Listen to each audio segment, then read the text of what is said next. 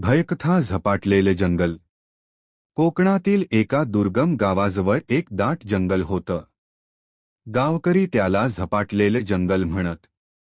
सूर्यास्तानंतर त्या जंगलात जाण्याची कोणाचीही हिंमत होत नसे, कारण तिथे गेलेले काही लोक परत आलेच नव्हते.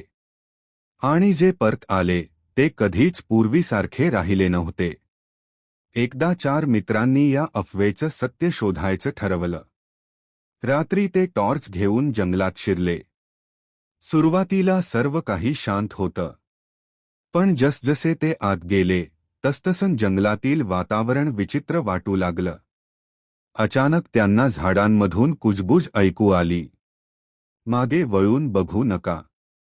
सर्वांनी एकमेकांकडे पाहिलं. आवाज कुणाचा होता हे समजलं नाही. थोडं पुढे गेल्यावर त्यांना एक जुना, मोडकळीस आलेला दगडी खांब दिसला. त्यावर काहीतरी कोरलेलं होतं.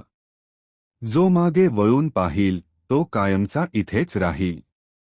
मित्रांनी ते वाचून हसण्याचा प्रयत्न केला, पण त्यांच्या मनात भीती घर करू लागली. तेवढ्यात मागून पावलांचा आवाज आला. ठक ठक ठक. कोणीतरी त्यांच्या मागे चालत होतं. एक मित्र घाबरून मागे वळला आणि त्याची किंकाळी संपूर्ण जंगलात घुमली. बाकी तिघे वळून पाहतात तर तो मित्र गायब झाला होता.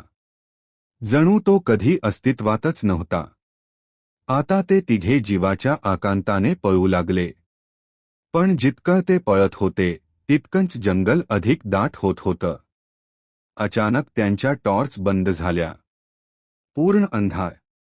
आणि त्या अंधारात 2 लाल डोळे चमकले. एक भयान आवाज घुमला. आता तुम्हीही इथलेच आहात. दुसऱ्या दिवशी सकाळी गावक्यांना जंगलाच्या काठावर फक्त 3 टॉर्च सापडल्या. पण त्या 4 मित्रांचा कधीच पत्ता लागला नाही. आजही रात्री त्या जंगलाजवळ गेलात तर झाडांमधून कुजबुज ऐकू येते. मागे वळून बघू नका. आणि काही लोक म्हणतात ती कुजबुज त्या 4 मित्रांचीच आहे.